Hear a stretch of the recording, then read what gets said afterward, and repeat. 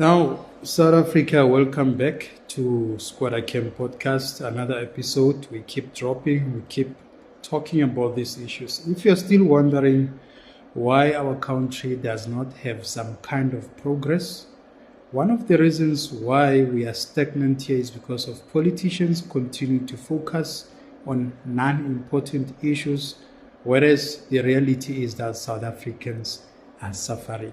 Let me tell you something. Poverty does not have color. Watch this video. There's a lot of people who are homeless, irrespective of color. They are homeless. They continue to be poor because the government, which is in charge, the government of the day now, the African National Congress government, which is a movement that is regarded as a glorified kind of movement, which took black people out of apartheid or whatsoever. I'm very much disappointed to see things like this happening 30 years after the African National Congress has taken over, and they should be doing very much better. This is continuously proving that as black people, we are not capable of leading. We are not capable of taking up leadership. Because why? We continue to rotate incompetent people in key positions of the government, and that is why we are still stagnant here. People who are innovative, people who are smart, people who are well educated, who understands how things work, they are not being given opportunities. We only have this nonsense that is called cadre deployment in the ANC that is constantly keeping the middle class politicians rich. They enrich themselves. They're focusing on corruption. How did we get here, South Africa? Watch this video. Seeing a bleak festive season, a harsh reality for many homeless people, and this time of the year, their resources are also scarce, exacerbating their plight. Even the bin pickers who are looking for scraps to sell are not so lucky. This 48-year-old is one of thousands of homeless people who are living on the streets of Pretoria. I landed up on the street due to personal family problems. I wasn't ever part of my family. And it so happened that these things made that I lost my business. Less shelters due to limited funding has also increased the plight of the homeless. In the street, you are perfectly nobody. In the streets, perfectly nobody. You are just a somebody to yourself. Even the Motoko Panola Notoko Mahaying, they don't even care about us. I studied that was. As a country, we are not having some kind of progress, and it is worrisome. It is so concerning when we have leaders who are supposed to actually be at the forefront. You know, when you are a leader,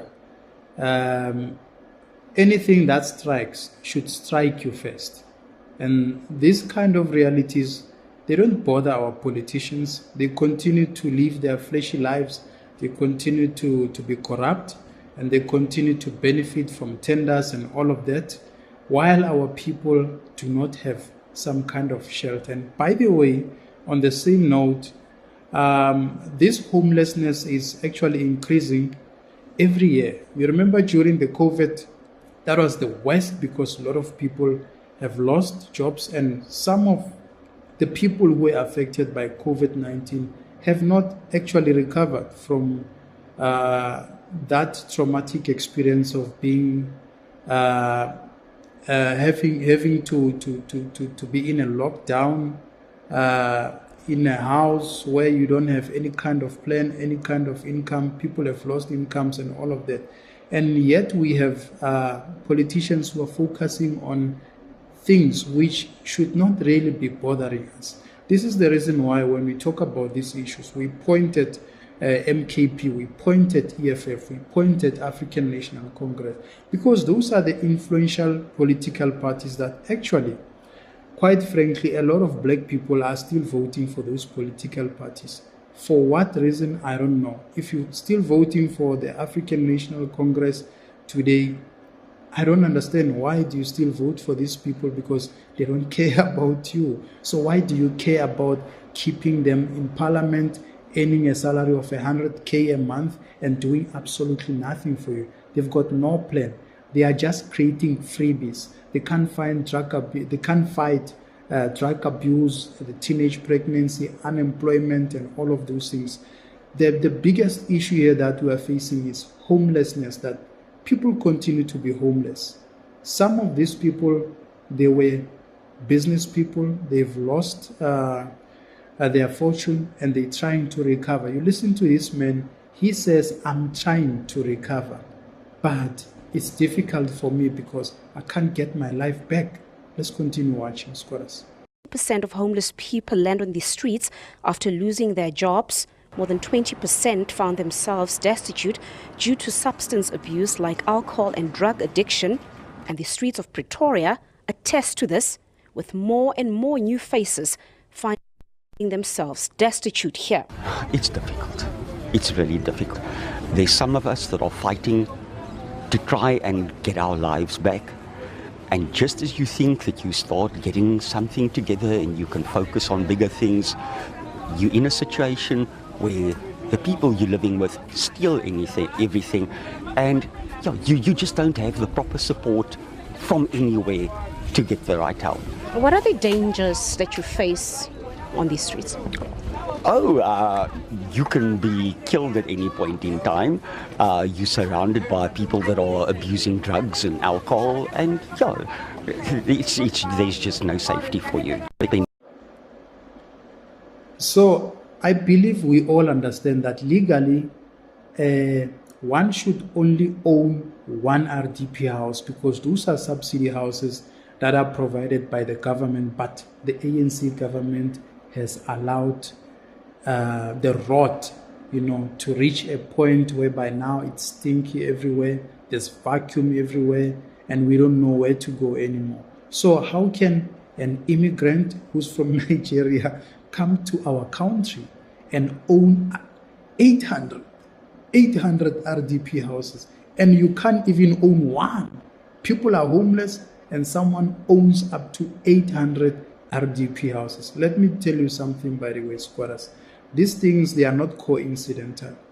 There are politicians who are involved in that. There are people who are working in human settlement who are actually involved in that syndicate. So this is the corruption that the ANC came and introduced to us as black South Africans. All the South Africans, by the way, because this thing is affecting every one of us, irrespective of color. And now you start to question ourselves that when we have people who are busy with Orania, who are busy with Kleinfontein and marching and say this thing must be dismantled, why don't they challenge the Nigerian guy in Cape Town who owns 800 RDP houses? They will never talk about it. The likes of Jacob Zuma, he built his homestead there using 250 million of the taxpayers' money. Nobody's saying anything. In fact, he started, by the way, his own political party, Mkhonto Wesizwe. There's nothing Mkhonto with that political party, by the way, but black people, because they are so typical, they are easy to forget, and you can bribe them with even stock sweets. They will forget. Most black people don't understand politics, and they don't know why they are following these political parties, although they can see that this thing is not going to take us anywhere, but they still continue to follow those political parties. They still continue to vote for them. Even the EFF, you look at the faces of the people who were protesting in both Orania and Kleinfontein. Those are unemployed people, but they still believe that Julius Malema is a holy guy who can make some magic and change their life overnight. I always say that stop trusting and following these politicians. They've got nothing to you. And I've mentioned several times that people who are following the ANC are the same as people who are following the EFF and the MKP. Those are, if you want to follow a political party, just look at actually how is it based, how was it formulated, the leader, and you need to profile a political party from that point of view. Who formulated this political party? If we talk about MKP, we know that Jacob Zuma formed MKP, and we know his history. If you look at the EFF, Julius Malema formulated the EFF together with Floyd. We know their history, that they bought mansions in Sandton, and you demolish a 3.6 million house and you want to build a triple, double, four story and all of that. Those are corrupt things that will always taint their images. So it is very difficult for someone of a sober habit like myself to follow those kind of political parties. You look at the ANC, has caused so much damage. People are homeless today.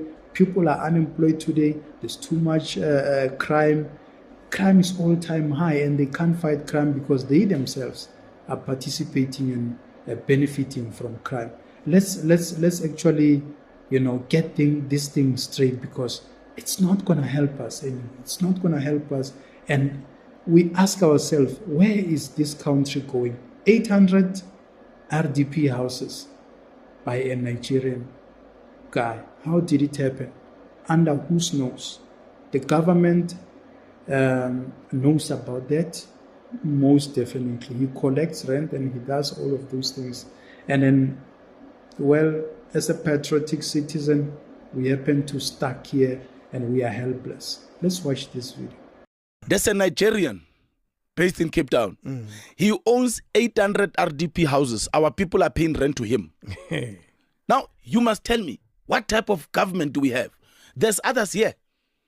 When I campaign, when you go to Terfontein, our people are renting houses from Nigerians. What type of government do we have? But clearly that's a policing issue as well. No, it's a leadership issue. It's a leadership issue. If you are not leading for the police to do what's right, then you are going to have a problem. Yeah. I went with the MMC of Public Safety last week, Saturday, to Hillbrow and to Uville. People are renting from Nigerians. A guy said there's a Congolese guy who comes here once a month to collect money for rent. And at the back of that house, they're selling drugs. In South Africa. She and other homeless people could soon be evicted for illegally occupying public spaces in the city of Cape Town. Conditions here are basic, but they say they won't leave. I'm not gonna move. I'm not gonna move. Where must we go to? Cape Town's government has put some people in temporary accommodation sites called safe spaces. Officials say social workers are assisting the homeless. People can leave during the day, but at night they have to be back by a certain time or they will be locked out. So it's a matter of a concern. And yet we have a senior member of the ANC who comes to the public on a Freedom Day and wants to say he can push people to settle in Orania, black people to be specific, to settle on a private property which the Afrikaners have actually struggled to develop that place for themselves, by themselves. Even Orania, the same story. They're not asking for anything from the government. And now the government of the ANC, of the corrupt gangsters of the ANC, wants to demolish everything that those people have actually worked so hard for. So it's a concern. Now, as ordinary black South Africans, where must we go? Which one must we believe? Must we believe the ANC government influencing black people to go and stay in Orania or in Clenfontein? Or should we focus more on real issues that people continue to be homeless? At the same time, there are immigrants who came to our country, probably illegally, and they come here, they own 800 RDP houses, subsidy houses. Someone is involved in a human settlement. Those are the things that when you're sitting alone, thinking about where this country is going, you get a sense that, we are going absolutely nowhere. We need a leadership change. We need to vote ANC out. It must be crippled politically. It must perform poor on the polls, and it must just be one of those historical, useless political parties that never really help black people, to be specific, because those were the people who were really poor then. But now, to our surprise, All the races gets affected. And now, what must we believe? Must we believe the MKP saying, yeah, we're going to Kleinfontein, listen to the Jimmy Manyes, the Mzwanele Manyes, when sitting there in a boardroom and say, if I'm a black person, I want to settle here. What they are talking from their comfort zone. The Julius Malemas are talking from their comfort zones. Because when they live there, they go to their houses, eat decent dinners, drive flashy cars, and they have their electricity bills, water paid for. What about an ordinary citizen in this country? South Africans, let's stop following these idiots. These idiots, they are just there to feed their kids. And let's start doing things for ourselves. Let's start waking up and smelling the coffee and try to do things for ourselves. Don't follow these politicians. Just don't listen to what they are saying. Look at what they are doing. You'll get all the answers. Julius Malema is making a lot of hullabaloo, saying, yeah, Kleinfontein is a racist, Orania is a racist, but he himself has got corruption scandals that are still outstanding, that people still don't really have a clarity. What happened to the VBS money? They went to Soweto and opened Azania restaurant with that money, him and Floyd, and they did a lot of things there, and Matozi came forward with all the evidence that I gave Julius Malema and Floyd Shivambo this much, helping the CEO of VBS to collapse the very same, they say it's a black bank. By the way, I will never bank with these banks, the Italas, and I don't trust them, because if you've got money that you can maybe lose and you wouldn't mind losing, bank with those banks. I can tell you now, black people are failing in every aspect that we can even imagine. And even the simplest thing, we've got many useless ministers here. Minister of Women, Minister of Small Shops, Spaza Shops, and all of those things. Those are the chaos created by the ANC. Then we must continue to glorify this useless movement. They want to censor us, by the way, to say, podcast must be regulated. There's nothing regulation there. They just want to censor us that, hey, if you say ANC is useless, the police will knock on your door the next morning wanting to arrest you.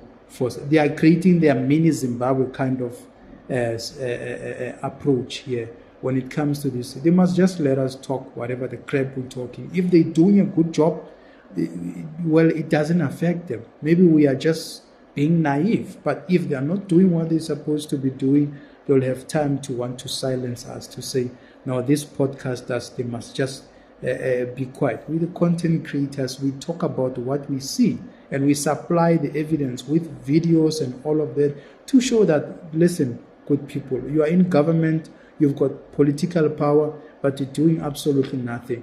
And the scapegoat that you always use is apartheid and the Afrikaners, and we must just sing your praises. We will never sing because we're not getting supper from you, ANC.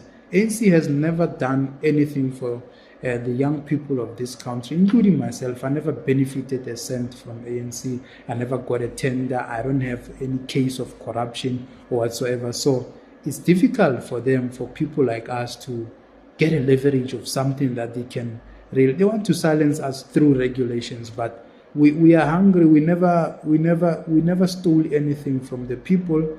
And by the way, we are so proud to say we never stole anything. By the way, we are advocating for the people of this country to have a better life. Food for thought for you to digest, squatters. It's just concerning when we see homeless people, when you walk around in town. Pretoria is getting dirty now. There's ghost buildings there. It's scary, even during the day. And under the ANC government, yes, you can expect it. This is what the people of this country vote for. So it's up to you, South Africa, that you continue to vote for these idiots so that they can continue to steal, to rob you, to take your money and enrich themselves. It's up to you. I'm saying, let's stop voting for them. Let's find new political homes. All these mushrooming political parties that are actually kind of constructive, let's give them an opportunity. Maybe we'll gamble will find a stable political party that has got a strong leader, but so far we are led by dumb people. It's just straightforward as it is. And Julius Malema is worried that they denied his visa and all of this. These are the kind of behaviors that actually he portrays to the public, to the international community, that cost him actually. So he will never go to UK. Maybe in America also, he will never go to America, because he will sit and say, white people this, white people that, yes, and all of that. You hate them, but you still want to go to their country. Why do you want to go to Britain when you don't like white people? You hate white people. You've expressed how you felt about Queen Elizabeth's death. People are mourning. That was a sensitive moment, and you are talking recklessly to say you don't know whether to mourn or to celebrate or to do what. That was just uncalled for. So those are the things that we are complaining about from our politicians, that they must grow up, they must mature politically so that we can take them seriously. So for as long as they don't mature, no, we'll never take them seriously. I don't care in the ANC who becomes a president. ANC is rotten to the core, all of them. You can talk about Fikile Mbalula, you can talk about Panyaza Lessufi, you can talk about Ronald Lamola. All of them are useless. I don't see any leader there. What needs to happen is for the ANC to be pushed out completely. What needs to happen? MKP, I don't understand why people, are following the trend. They are kind of fashion politics, that it's fashionable to relate yourself to this political party or to the EFF. There, now I'm a fighter. Yeah, a fighter. Amandla. And I don't think it makes sense to me. It doesn't make sense to me. I focus on real issues. Are these people actually solving real issues that we are facing in our country or not? Thank you very much, squatters. Thank you to the people who watch my content. Let's keep engaging. Those who have not subscribed, please subscribe. Let's support each other and let's grow this channel. Sharp, sharp.